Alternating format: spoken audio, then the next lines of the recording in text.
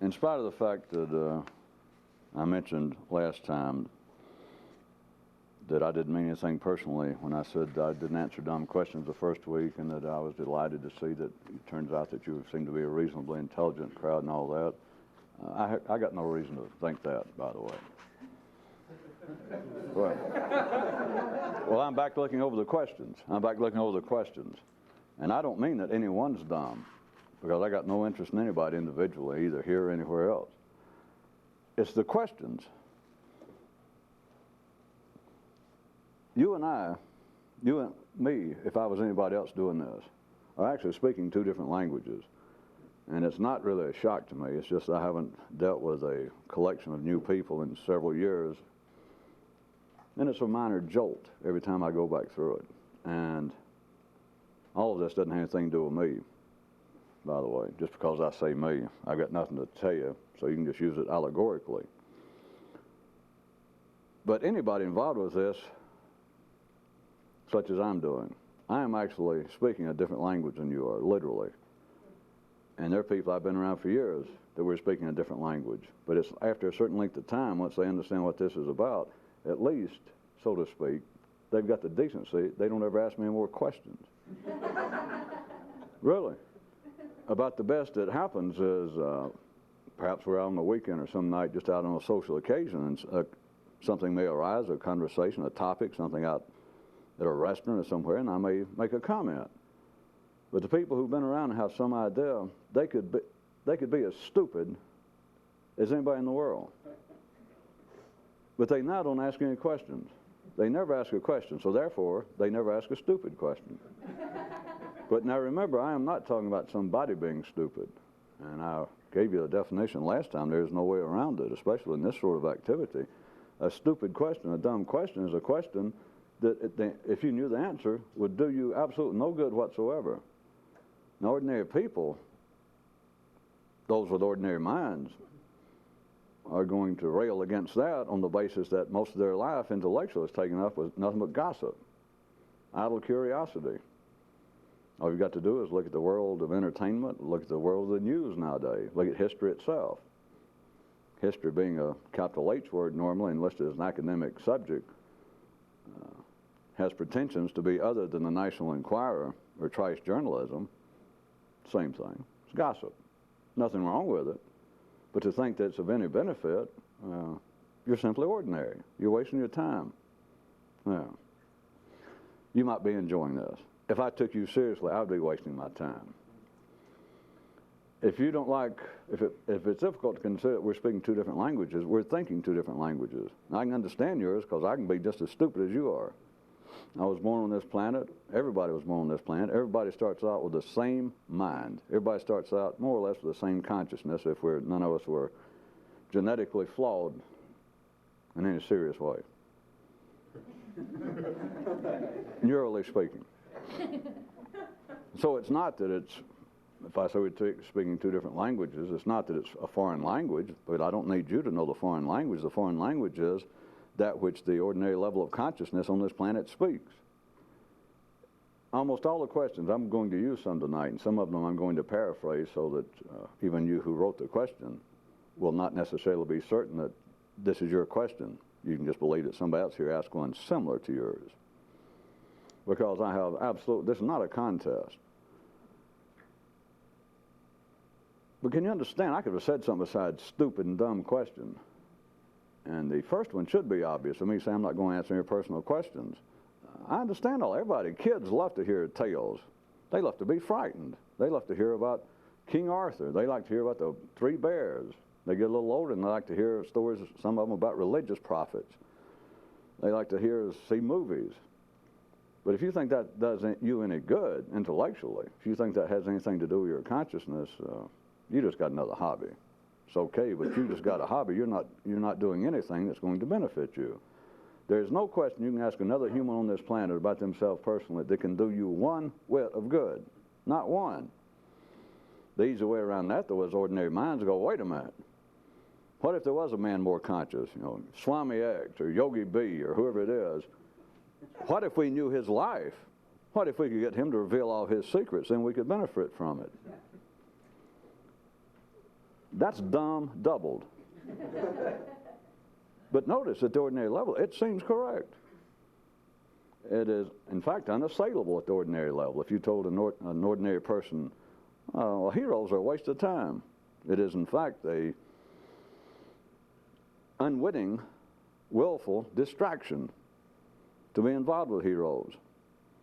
But the story will persist. The ordinary mind will say, no, no, no, that's not true, because if we knew all the hardships, all the heartbreaks, if we knew all the setbacks that their Buddha or Jesus, whoever had, we could benefit from it. Well, first off, I already told you one thing. They didn't have any setbacks and hardships and heartbreaks. Nobody ever stepped on their pecker, as mystics say in Alabama. Nothing of the sort happened. If there had been, by the way, all these public heroes, mystic heroes, all the common ones I normally mention, but anyone you ever, all the major ones. Do you know that the Buddha, the Jesus, the Lao, the Confucius, the Zoroaster, the Abraham, the Moses, the Muhammad, did you know, let's assume that there was somebody there publicly, do you know that that wasn't the real one? You ever heard of stand-ins, stunt doubles? The real ones, they wouldn't put up with this kind of shit. They understood what was involved. They understood, well, this is going to, I can spend the rest of my life talking to random crowds. So if there was a Buddha somewhere, or a Jesus, of a guy who came out and talked like that, I might as well tell you, nobody's ever told a random audience before. But he was not the real one. There was another one. That was his stunt double. He sent him out to do that.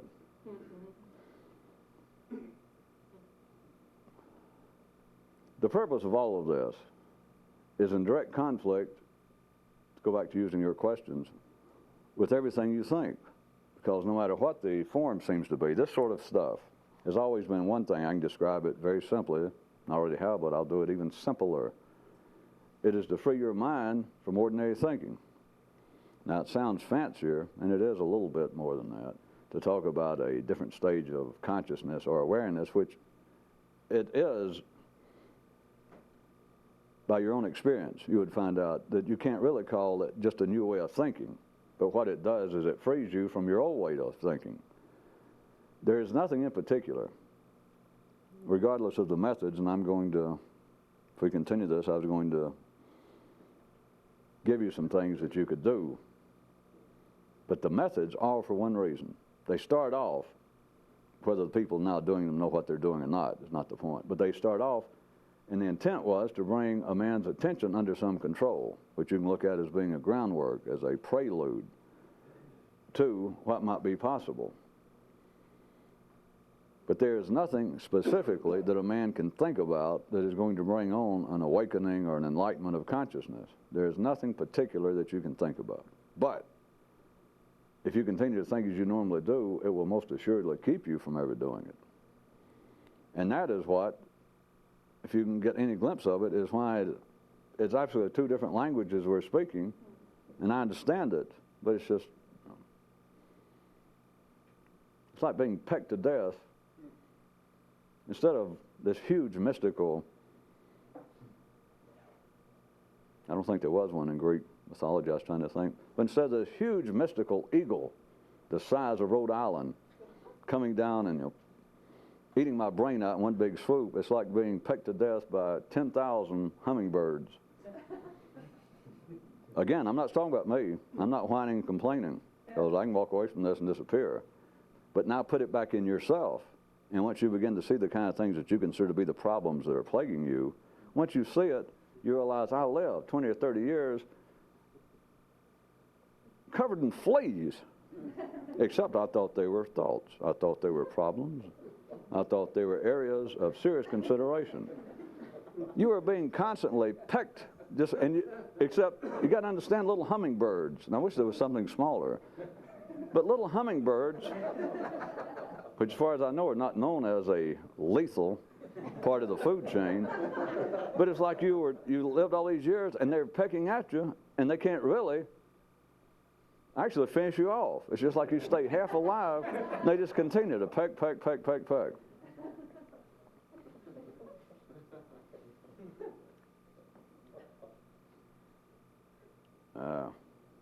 How about another one of my stories? I can read right on the spot.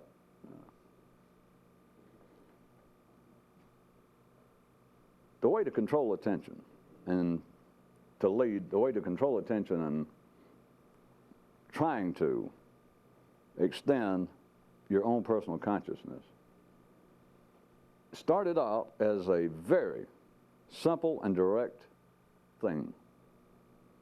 In fact, I think one of my versions of the story is it started out obviously a simple thing. But goddamn, look at it now. There was another version. And that was that it started out and everyone knew exactly what this sort of activity was. They knew what, I guess you'd call the purpose of life, the secret.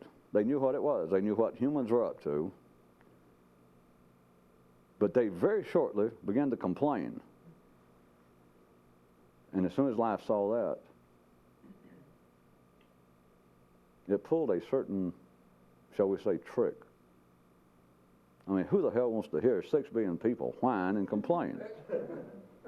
And it effectively, operationally, functionally stopped it. Now, people still whine and complain. That is the nature of the verbal currency of life in general. But it's not the same, it's not the original whining and complaining, you understand? Because the original was based upon them understanding what life was about.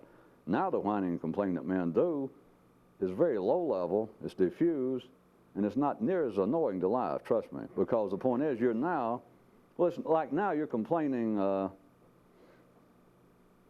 about an allegory?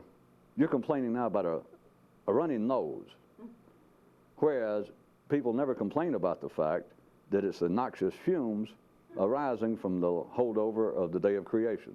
How about that?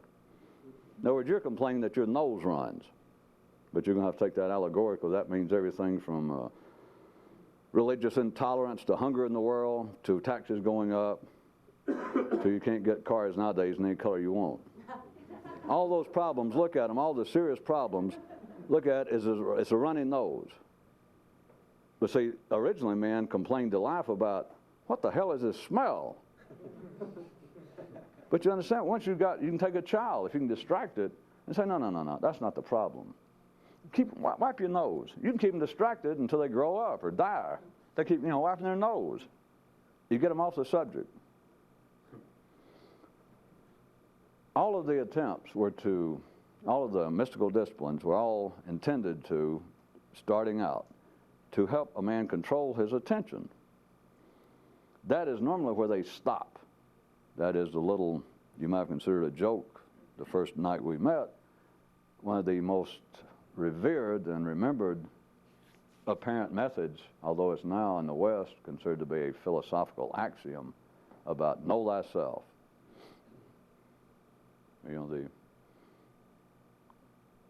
sorcerer is telling Socrates, kind of at the beginning, looking at it as Western civilization, the beginning of the Western mysteries outside of Egypt, she says, remember, the unexamined life is not worth living.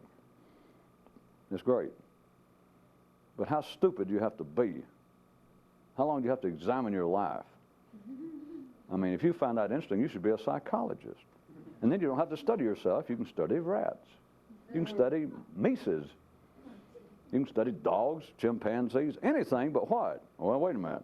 Get that man out of the laboratory, sir. What are you doing here? Don't you know this is a psycho lab? What do you call them?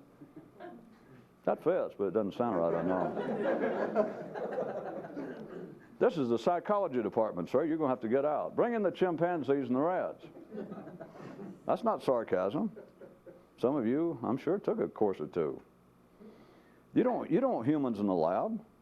I mean, they get in the way unless they're undergraduate students. They'll go for coffee, or they'll go there and stick their hand in the cage and see if that new baboon's going to bite them first. But you're going to study animals and statistics. You're not going to study people. All right, that's bad enough, you might say. But what if you were more than a psychologist, or would-be psychologist, that you thought, I really want to understand what life's about. I want to be a mystic. Screw it that everybody hates the word. Now, that's why I brought it back. I've called them all kinds of things. For a while, I called it neural rebel. All kinds of stuff. But mystic is now in such disrepute in the Western world. It irritates so many people. They just discount completely like, well, I mean, they hear it now and they imagine some guy from India or Tibet with robe and glasses and flowers all around himself. So it's got just the right amount of, I figure why beat around the bush, because it's a perfectly good word and it actually covers everything. If a man was somewhere beyond just wanting to study other people, I assume you caught the humor, which is not intended for humor. I'm not here just to be a comedian. But it's the fact that psychology, as an academic discipline, as a would-be science, will study almost anything but humans. And if it does study humans, it does it on a statistical basis. And they can explain it away. It's not that I'm out here trying to straighten out psychology, because they can explain it away on the basis that the psyche of man is so subjective that we have got to have something resembling objective science to investigate, so therefore we must deal with statistics. We just can't bring a guy off the street and go, well, what do you think, sir? They're right. But see, they don't hear themselves. This could be the world's, America's outstanding psychologist right now would say that. Well, listen, we can't just bring a guy off the street and say, well, tell us what you think. If I was going to play my little game that I do of that, I suddenly flew into his brain and went, listen, did you hear what you just said? He'd go, no. Well, yeah, he could repeat the words. And I said, what did you just say? You said this other man, there's no sense studying just this one guy. You point out it was a rhetorical sort of statement, but you said, we can't just bring a guy in off the street and say, well, tell us what you think. We'll write it down, and therefore we'll understand man. He'd look at me like, don't be silly. That's one level of silly. Double silly is, why go to school and study psychology? Well, I want to know about human nature. Would you go down the hall? I'm at this guy's house. He's deciding what to do with his career, how to go to school, and say, would you go right down the hallway? There's a full-length mirror. Maybe it'd help if you took off your clothes and walked down. Does that ring a bell? I mean, does the word human and the word you, I mean, do they fit somewhere? I want to go and study psychology. Okay, if you want a hobby. Now back to the thing, the unexamined life is not worth living is a great thing to say, and I can say at the basis of all mysticism, the basis of every attempt and every success for those that discover the secret. It's on the basis that you've got to know something about you. But surely at home you got a full-length mirror. You can go buy one at Kmart for a couple of bucks. Take off your clothes and look. Where are you going to go? You're going to go spend 12 years in school, either in psychology, studying psychology, or even more diffuse and indirect, go study theology. We will learn about the true nature of man. How? By reading this book. Oh, that one that's 3,000 years old has been translated in 5 different languages? Yes. I guess that's for people that just cannot stand the direct glare of objective reality that shines forth in psychology. They turn to theology. I mean, you cut down on the danger that you might see something. You know, if that doesn't work, of course, you can always go into the law or sociology or economics or meteorology. The unexamined life is what everyone leads. But insofar as you've got to spend a lifetime doing it, this kind of stuff is strange. It's extremely strange, trying to bring your attention under some sort of control and then to extend the way that you're individually conscious. It's strange in many ways, but one in particular, and that is that it doesn't take either a long or a short period of time to do it. It doesn't. Some of you surely are well-read enough that you took the story seriously enough. Most of them are attributed to Middle and Far Eastern epochs and mystical schools and et cetera, of somebody that goes and finds a great teacher somewhere, goes through some kind of hardship. The story always has some sort of build-up. Has to climb mountains, go through all, wait outside in the rain for 2 years, and they finally bring him in. And as soon as he walks in, they tell him, you can ask the great master one question. So he waits there and goes through all of this, and he's lost weight and almost dead, and they let him go in, and he walks in, bows or does whatever it is, and the master looks at him, he goes, what is being more conscious? And the master went, damn, I've always wondered the same thing. And the stories go oft times that he was suddenly went, oh my God. And, shook his hand or, bought him a beer and left. In other words, he was instantly enlightened. Those stories are not made up.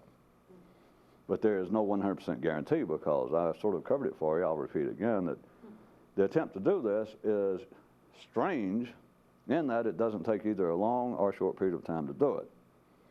The other version of the story is, it could be the same story, it needs to be changed a little. That you go to join up some mystical school and they say, all right, go over here, the master will see you when he wants to. But until he calls for you, go over there and you sit 12 hours a day and you work in the fields and you clean out the toilets and keep your mouth shut. Don't bug anybody. And when he gets ready to talk to you, he will.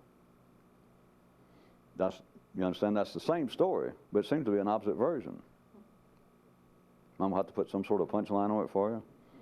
The guy stays there 25 years, 30 years. No one ever speaks to him. Every now and then they'll call one of the monks out of the hall, and he goes in, and this guy thinks that he goes to see the great master. But the great master never calls him. Finally, after 35 years of doing that same stuff all the time, never said a word, he finally goes up to the sergeant at arms, the guy that let him in 35 years before, and he pulls him over in the corner. He says, listen, I'm gonna have to go. 35 years is enough. And there's several versions here. And the sergeant at arms says, well, the master said you probably wouldn't, so go ahead. And then the guy went, oh my God. Or if you're really good, the guy decides he's got to go. And he points to him and says, I got to talk. And so they send him to the great master. And he finally walks in and he says, I'm going to have to go. And the master maybe just looks at him and goes, or says something like, well, I wonder how long you'd stay here. And he went, pow. In other words, one of them seemed to be instant, and one of them seemed to take 35 years. It is the same thing. It is the same thing, except you can't guarantee it. But they are both the same thing. And what are they? They are freedom from thinking like you think. You can call it, I can make up things forever. Or you can go find some New Age or Old Age or occult or metaphysical dictionary, encyclopedia, figure out anything you want. Anything that made a book by a reputable publisher of such things. I almost choked on that one. And that's all it is. That is what being a Christian, if you want it that way. Somebody asked some questions, several people about that they'd heard or thought they'd heard some comment from me on a tape or somewhere. But in truth, if you understood what it's not important, I'm not playing with words with religion, but a real Christian or Jew or Muslim or Buddhist would simply be somebody who did not think like everybody else.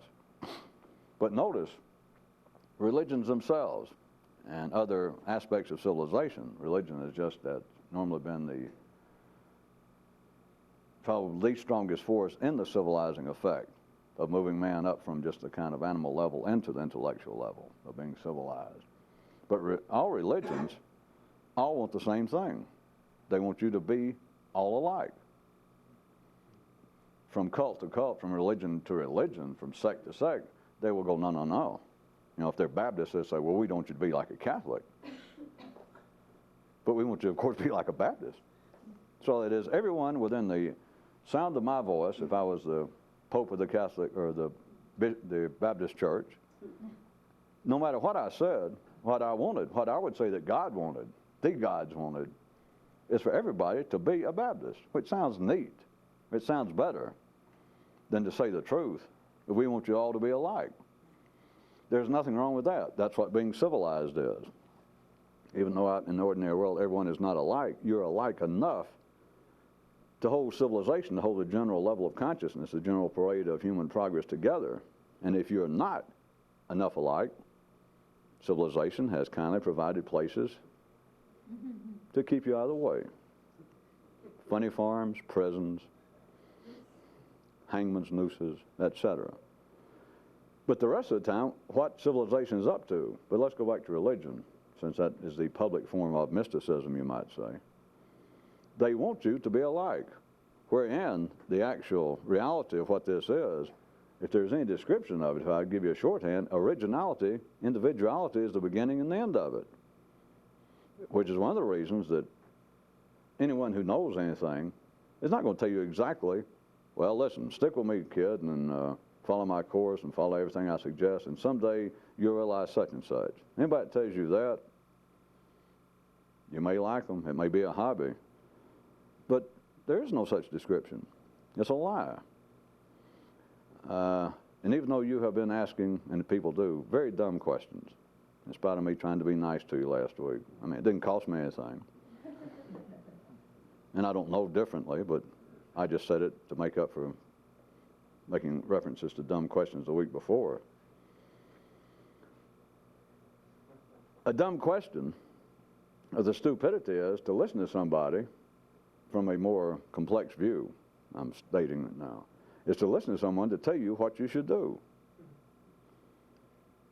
And, I'll repeat myself that you make a mistake to ever underestimate the desire for all humans. It is in your nervous system. It is not a social dynamic of some kind. It is not something that you have picked up from the environment. You want to be told what to do. You want to varying degrees, of course. And most people who get involved with this have a little bit of the rebel in them to start with. But you want to know you want somebody to tell you what to do. There's nothing strange about it. It is as much a part of you as fur is on a dog. And you're just blind if you're not aware of that. People get into groups. You can be standing on the street by yourself in a strange city or a strange neighborhood and look over and there's a group of people, and if they're not doing anything that looks dangerous, it's just a group of people, you just watch. Your feet, you don't have to think about it. Your little feet will take you right over there. Even if no one tells you what to do. You want to get in a group. For someone attempting to do something with their consciousness, it has further, shall we say, ramifications. Why not? Because then you believe. No one analyzes it, but you believe that the larger group is wiser than you are. You never analyze it, but you just accept that they are wiser. If you did not, if enough people did not accept that, if that was not the reality of life at the ordinary level, we would have no religion. We'd have no government. But notice, you will sit, you could say that you're an apolitical animal. And you'll sit right there and respond. You'll argue with the TV or the radio or the president or somebody. But you'll accept it on the basis that they have some right to be saying that. Now, they may be wrong in this certain area, the speech they made, and you go, that's not true, or they're fooling us. How does one dog fool another one? What's that got to do with intelligence? Whether it's a president telling you, well, here's what we should do, or here's what we should do about the economy, or here's how we should treat the people over in country X. What do you think is the difference between that and religion? And you can say, well, some religion is closer than others. Some religions are based upon something that might be valid, and some are not. I'll repeat. No matter what you have ever heard of it, an awakening, the enlightenment, an expansion of consciousness, is a freedom from what your mind thinks now. There's no way that I can slap somebody unless we suddenly had a replay of the story about the man who first saw the great master and went, oh, which obviously didn't happen, see, when I did the story, so we won't hold our breaths tonight. There's no way that I can make you suddenly see that it's everything. That's why I say we speak a different language. It's not that I'm so superior and so intelligent that I'm thinking strange things, a language I picked up from men from outer space. Those are child's play. I can talk to those people and make them go, what? What? When I say a different language, I don't mean some kind of spooky thing. It's the same language that you're speaking, but you take it seriously. In fact, what does somebody would like to make a know that? Well, yeah, do we take it? I know. There are no qualifications. There are no conditions to say it frees you from what you think. But if you tried to bring that into, let us say, a religious context, more or less, if we pretended right now that we were under the banner or said this was some form of mystical Christianity or Judaism or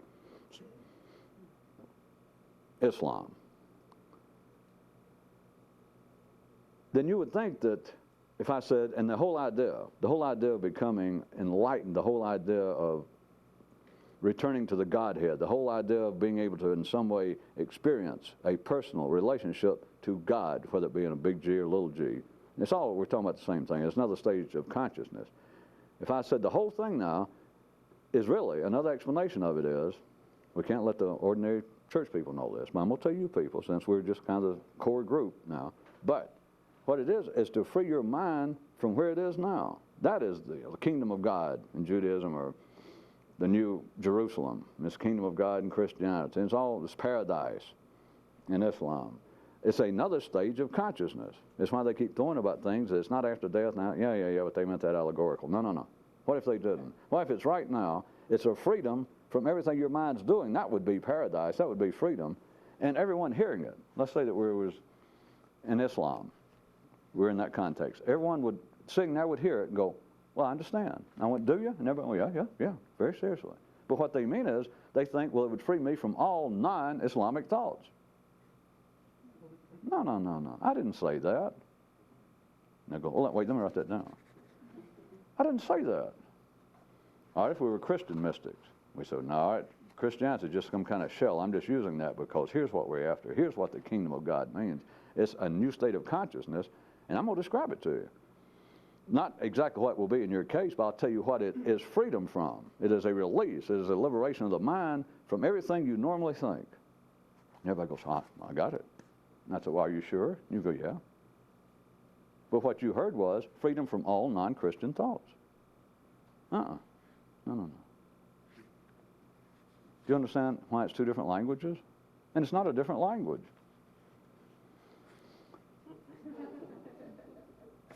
I'm going to do some of the questions after all these several weeks of threatening.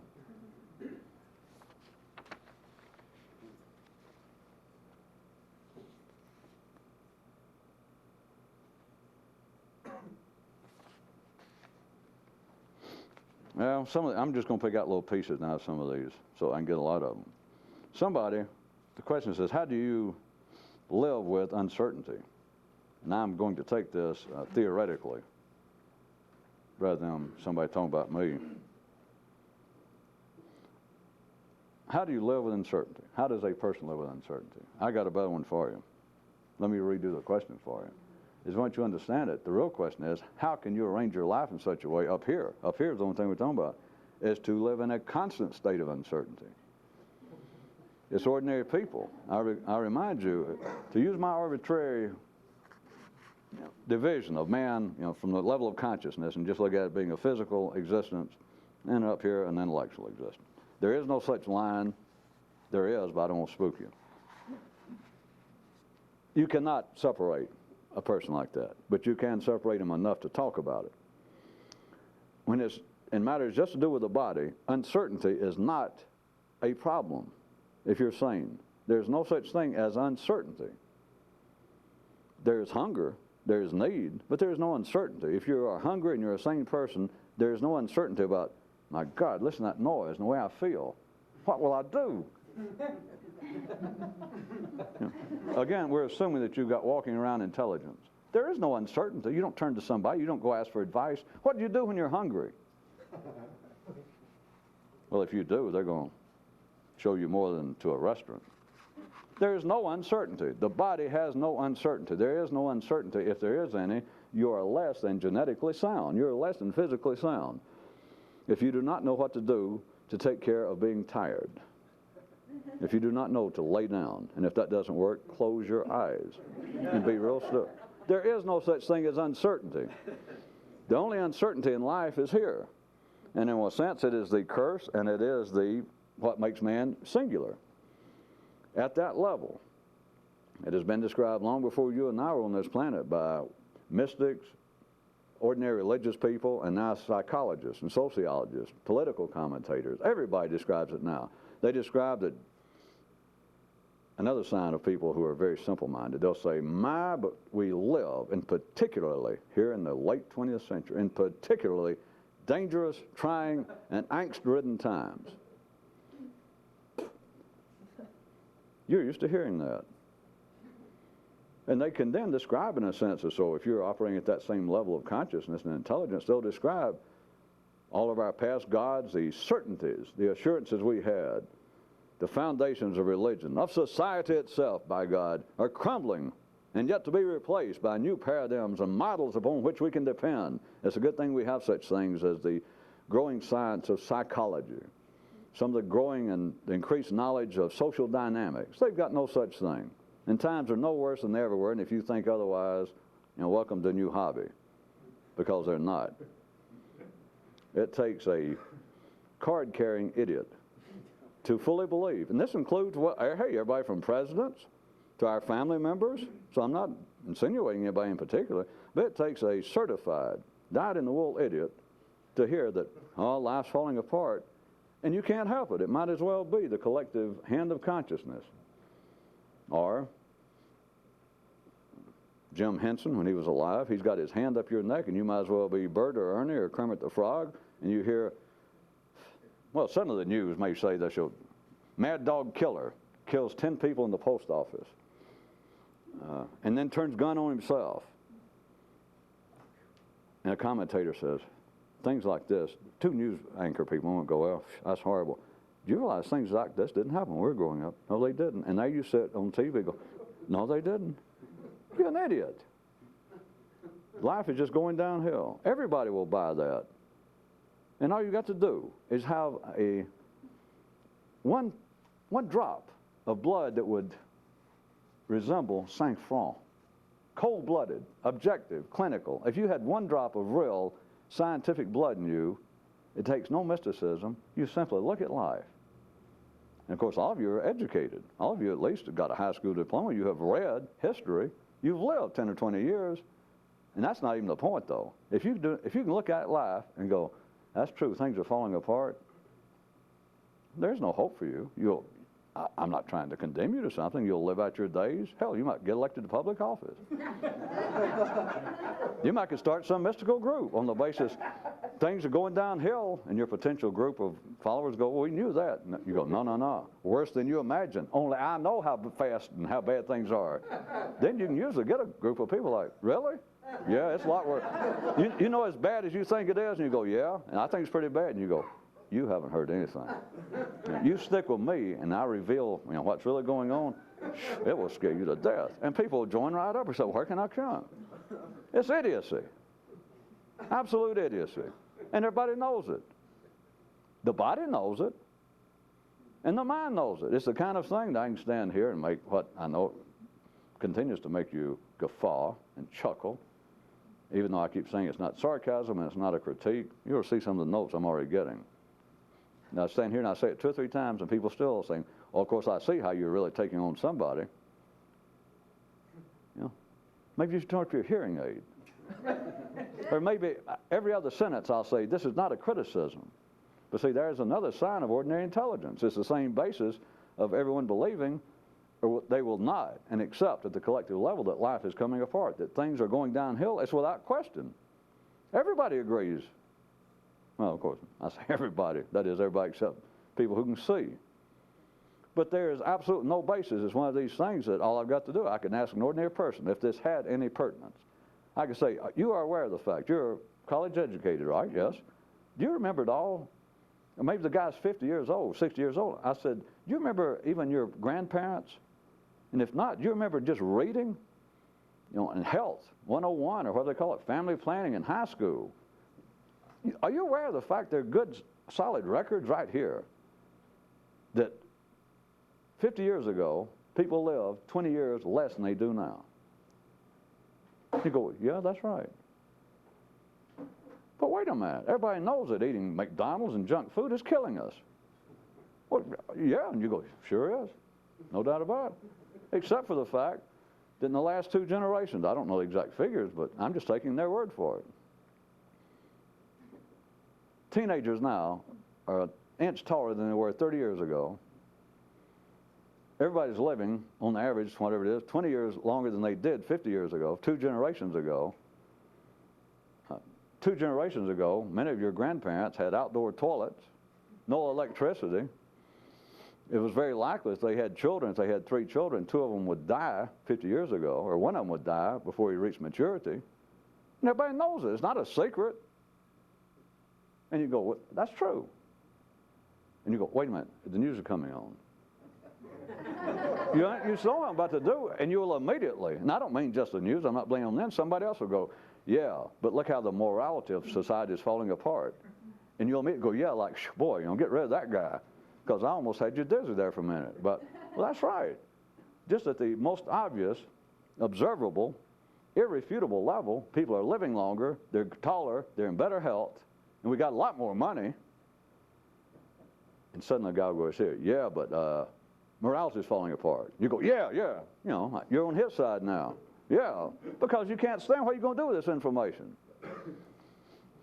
That's what's sort of funny about the whole idea of secret information. I'm very familiar.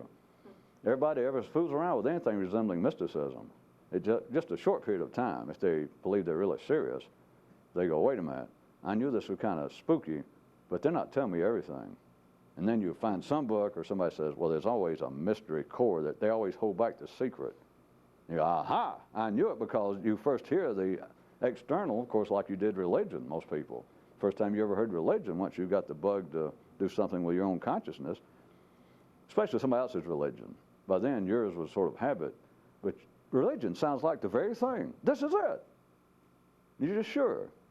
If you had any kind of would-be mystical mind, even at 14 or 15, even if you didn't know the word allegory, you start hearing things about prayer and focusing on something and God, and you just knew.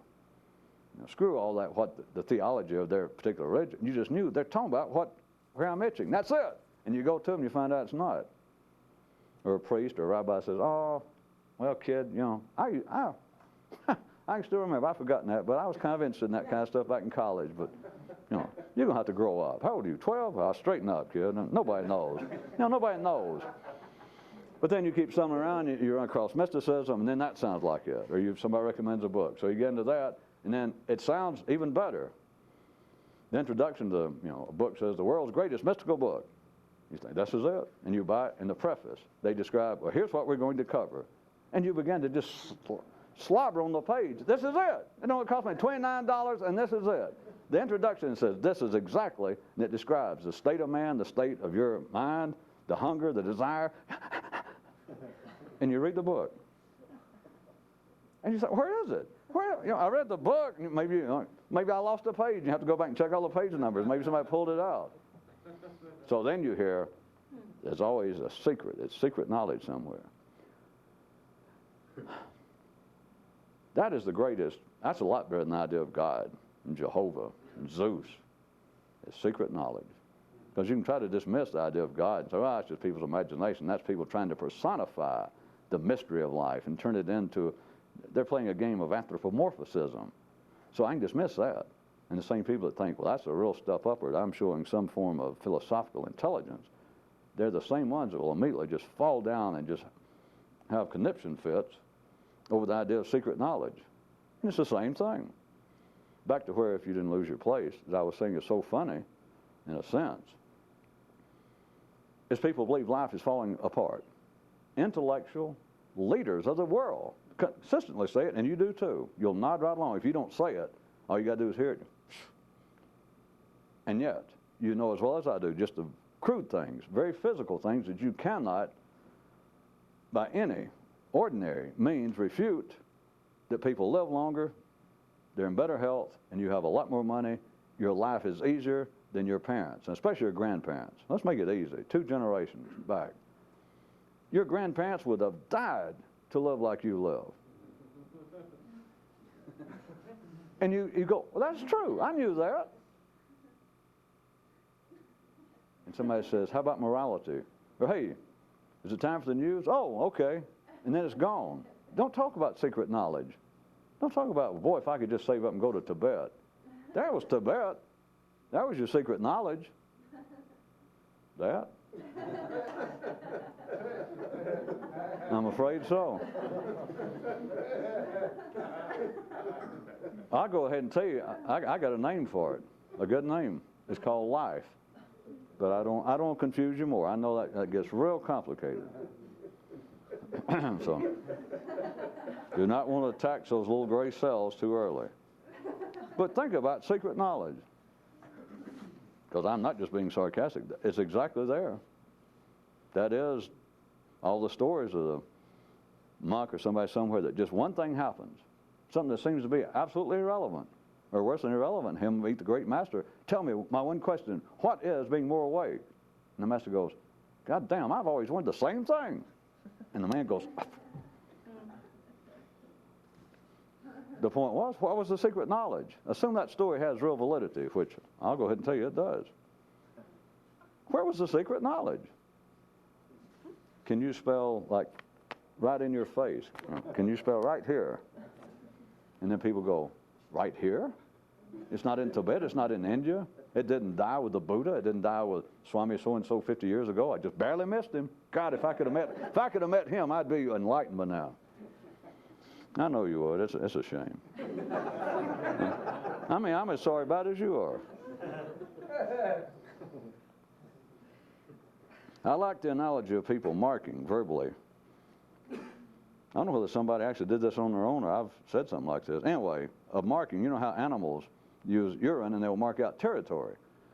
And the person I'm going to use it, that they came up with the idea that people, it says, the analog of people marking in somebody else's mind.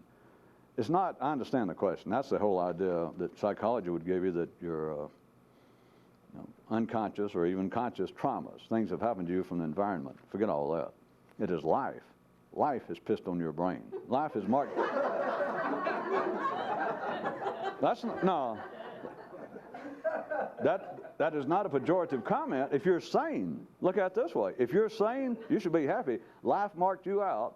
Life raised this little leg up, or its tail, according to what, look, and went, psst, and it marked you out. It's sane.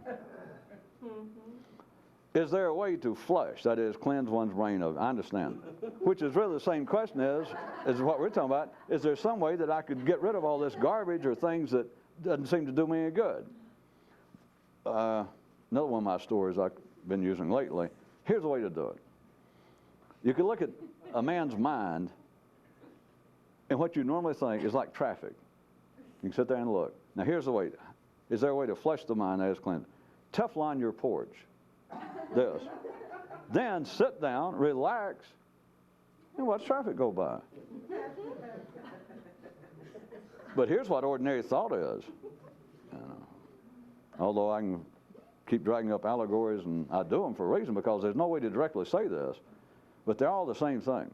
When I say Teflon the porch, you sit there. What the ordinary mind does, it is literally. At least you guys should remember. I don't think things change that much, but surely some women too. But guys used to sit and look and pick out cars. Boy, when I grow up, I want a Corvette or I want a Ferrari. Or, my daddy says that nobody should drive anything but a General Motors car.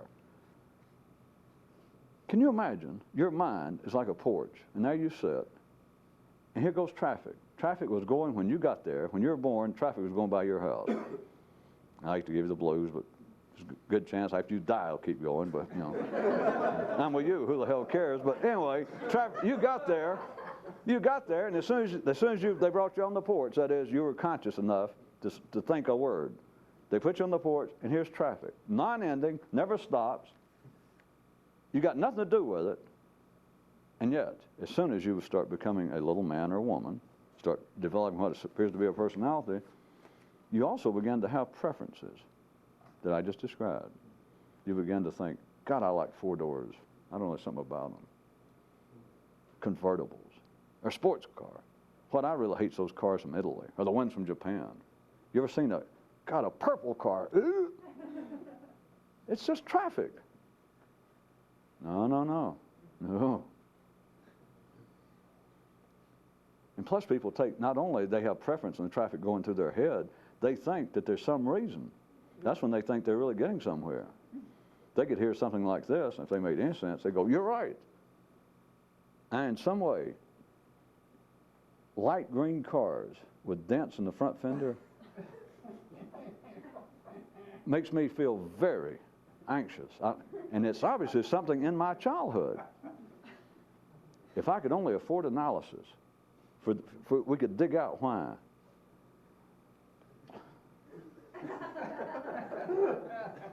I should have gone to theatrical school.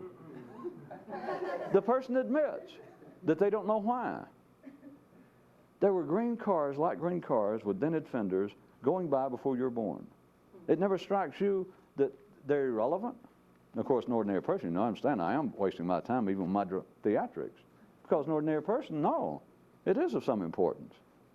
And the more intelligent nowadays they are, the more they're considered sophisticated, the more they take that sort of thing seriously. That, as they're supposed to. But I would go if I had the money, and somebody would undergo analysis for people who laugh at religion and think that, well, you know, I'm beyond that. That's the same kind of people that go into analysis. And you go, well, how long have you been doing it? Well, 20 years. Twice a week, yeah. $100 a shot, yeah. Well, whatever it was bothering you, are you, forgive me for saying it, cured? And they'll go, ha! You know, you seem to be rather sophisticated. They say, man, you shouldn't say cured. Say, the question was absolutely useless because they're still going. They didn't consider they're cured. And that's the same kind of people that turn around and laugh at a poor old little woman that's going into the Catholic Church and giving half of her Social Security check and been going there 40 or 50 years, 60 years, and you think, how can people do that? And go in there and listen to a guy in a dress, speak some foreign language and make silly signs and believe they're going to die and go to heaven. Boy, I'm glad I'm sophisticated. I'm in analysis. You said, how long? 20 years, yeah. Faithfully. Oh, I wouldn't, I come back from vacation. Oh, I wouldn't miss it. And it's still those little light green cars with dented fenders. Yeah. And I mean, they still bother you after 20 years of treatment. Well, yeah, what hell? It takes, you know, I wasn't born that way. It didn't happen to me overnight. So I can't expect to be cured overnight. Does anybody want me to stop and do any theatrics with that one? That is the answer. That's always the response. If you appear to be making a criticism of analysis, which obviously that's got to be right. I told you no. Turn up your hearing aid. But they would go, wait a minute. I know you're picking on psychoanalysis. But listen, they would say to me, you're making a joke that I've been going there 20 years. Listen, my problems did not happen overnight, so I can't be cured overnight. Would anybody, do I have to define overnight? You were born with it. You were born there on the porch, and as soon as you begin to think, for some reason, for some, as they would say, unknown, except then they'll ignore what unknown means. And they've got dictionaries, most educated people do. They go for some unknown reason, I don't know, into my early teens it became obvious. Those light green cars were driving me crazy. And they kept going by, and I couldn't stop them. No. So I went into analysis. I'm going to stop traffic. Does anybody know where I'm pointing at the same thing? You understand what I'm doing with that? It was the one chance that everyone had with life. When you were made into your little Ken and Barbie doll in life, you had a split second. Life looked you over. Like they're on the symbol line, quality control for a split second. Everybody, Adam, Eve, Ken, Barbie, you and me, went, and almost everybody goes. You blink and you look off, and life knows you're all right. And you're going down the line. Then later, if it's not green cars, it's purple cars. If it's not purple cars, it's trucks. If it's not trucks, it's people going by playing their radio real loud. It's people going by with religious symbols on their cars. It's something. But the answer to people's response is, they will say, I'm in treatment.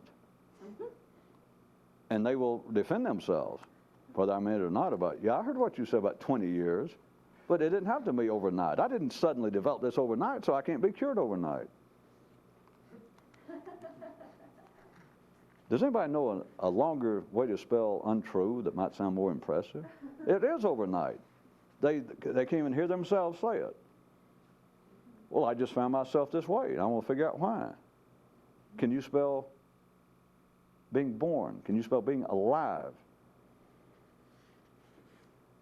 Do you understand why there's so many, part of the other story I made up, that it all started out very simple? The whole game of mysticism, the whole field, the whole business started out very simply. And now look at the damn thing.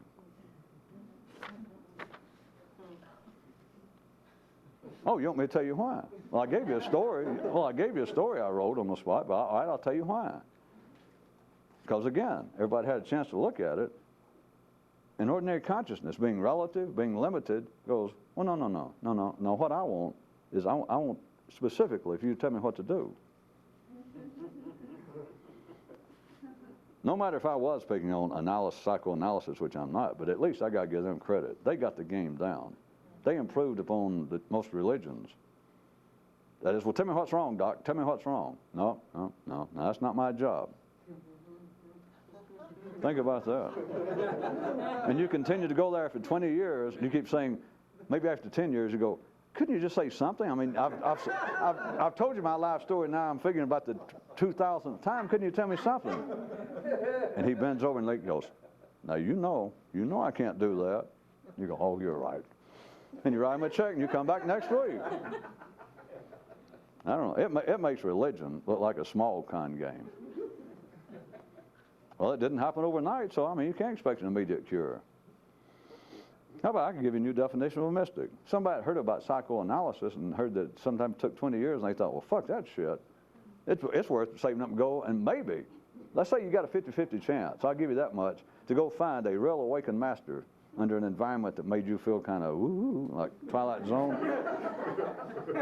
And I told you there's one distinct thing about this sort of activity, and that is it doesn't take a long or a short period of time to do it. And so I'll say that there's a 50-50 chance, I'm not going to guarantee this, that you can go find him and he just walk up to you and go, God, are you ugly? And he'll wake you up. Now, you got to admit, that's better odds than spending 20 years with somebody that tells you, no. Now, I can't say anything. I'm only here to listen. And thank God for that. Oh, I've had to raise my prices. Well, if you didn't follow it, I was giving you a new definition of a mystic. That's somebody that heard all that. They'd already seen religion. You know, anybody that's got any chance of being intelligent beyond the ordinary level, with no offense to any religion. And you can write me next week and say it. Boy, I like the way you kick religion around. A would-be mystic first is going to go through religion and find out that they won't guarantee anything. Nothing. I mean, if you push them, they do, oh yeah, but you got to die.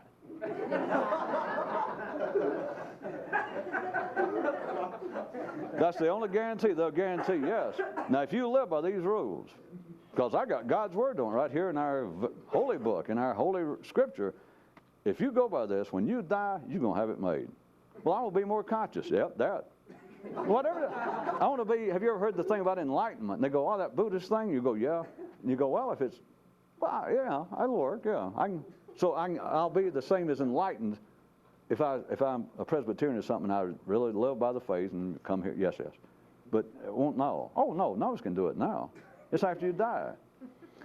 Let's assume that even childish mystics, no offense to religions, but they think, wait a minute, before I bet all my money on this horse that I can only ride after I die, maybe I'll look around. And then you end up with psychology, which sounds like the next thing. Except they say, well, we're here to entertain your questions. And you go, well, I got a lot of them. They go, well, we're here. And you go, when did I get the answers? They go, that's like asking somebody in religion, like, well, are you a Christian? Can you actually do what Jesus did? Can you do what Buddha did? No. They go, hey, get away from me, because they think you're crazy. They go, no. And you go, well, wait. Why should I come here? And they go, no, you don't understand. And you go, well, tell me. Why should I come here? Your description, I read your little brochure, what it takes to be a Seventh-day advertisement or whatever they are. Now, anything. I read your brochure, and I didn't recognize all the words, but this is what I'm after. This is what I want. They say, well, you're welcome. Come here. And you go, well, when do you teach me how to do it? And they go, well, you read the Bible or, the Quran or whatever it is. And you go, well, when did I learn to do it? When are you going to show me how to love my fellow man? When are you going to show me how to live in the kingdom of God in a new state of consciousness? And they go, wait a minute. No. You don't understand. We're not here to teach you how to do it. Remember, most of you have forgotten. And it's not just religion. This is life. This is the ordinary level of consciousness. And you go, well, what's the whole point? And you go, well, it's so that after you die, all this will happen. And you get away from that, let's say. And you get what appears to be a pre-mortis form of potential awakening. The psychologist says, oh no, this got nothing to do with death. We're trying to make you live better, to rid your mind of the things that hold consciousness down. You can start giving a psychologist nowadays, I'm sure, some kind of apparent new age or mystical, like, I want my consciousness, I'm trying to free my mind of it. You're in the right place. And so you go there for a few weeks and he says, tell me your life story, and you think, well, it's just something you got to put up with. So you tell them, you know, they're the third or fourth time, and you go, now, can we get down to business? I've told you everything I can remember. You know, I'm even boring me now. I said, can we get down to business? And he says, this is business. We've been doing business. And you probably won't say, have you got a brother that's a priest? You know, because you think, you know, these people have screwed me twice. They rang me around. And you go, well, what I want? I got all these questions. And they go, good, good, good. And you go, where's the answers? And they go, bad, bad, bad. A mystic is somebody that won't put up with any of that. But notice, nobody. It's no one's fault because they will admit it to you. I just picked out the two obvious ones. Nowadays, I should start using the government instead of religion. You can say, well, I got problems. And the president, the prime minister, the alderman says, I know you do. Come to me, my little voter, my little child. And it's like, now it's God. It's like a psychologist. I mean, you either see the Pope or Sigmund Freud, but it could be your local ward healer, your local councilman. He says, yes, come here. And you say, I got a problem. Well, come here. Well, can you solve it? Well, no, but will you vote for me? And you still underestimate the power of people to be told what to do. That's an hour. I got the one question. I was going to get to all of them. Folks, I don't know. I guess we'll be here next Tuesday. I was not trying to make you feel any worse, but it's just, I'm going to get to the questions. But some of you know the questions, or you should, the questions you wrote, and they got nothing to do with anything. They're psychological questions. They seem to be a little bit better than you may assume would have been somebody 60 years old here or 70 years old would asking on the basis of religion. But they're psychological questions. Like, how am I going to help my psychology? Teflon it. Forget it. Sit on it. Nah, but you don't know. Oh, yeah, I do. No, but you don't. You don't know me personally. I don't have to.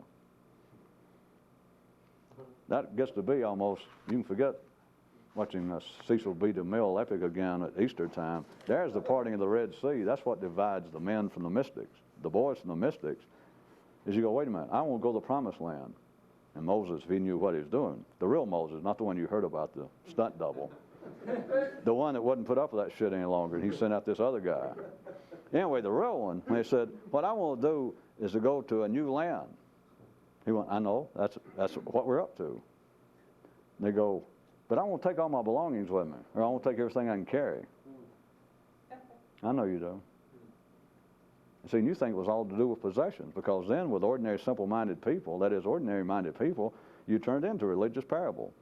No, you can't bring your possessions. See, that's what killed them. They tried to leave a land of captivity to go to a promised land of freedom. And you know what killed them? Most of them that got sucked there in the water, they had all these baggage, and they were saying, come on, Martha, bring all my clothes, or bring my books. I want my records and all that.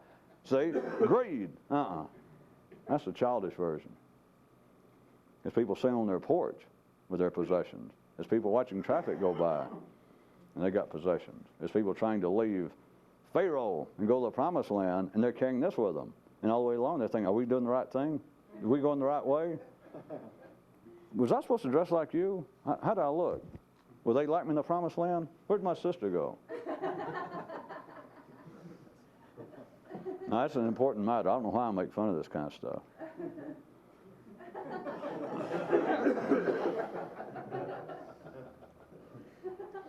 Well, if you're here Tuesday, and I am too, I am really going to get into the questions, and I was going to tell you some more about the actual methods and the kinds of things. But the methods, there's nothing specific you can think about. There's nothing specific you can do. I've already told you that immediately leads from here to another state of consciousness. But by God, there are things that you can do that will sure as hell stop it. And I mean right now. And I pointed that out to you. Physically, you obviously can see it. You've got to, or you don't even have walking around intelligence. You cannot expect to do anything extraordinary and be on drugs all the time. Just an obvious one.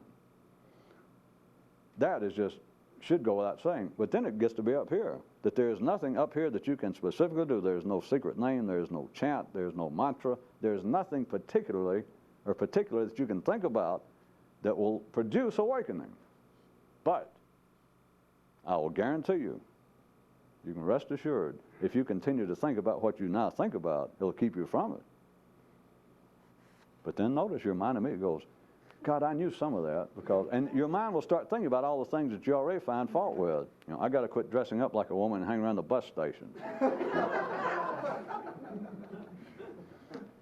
I got to quit hating my mama.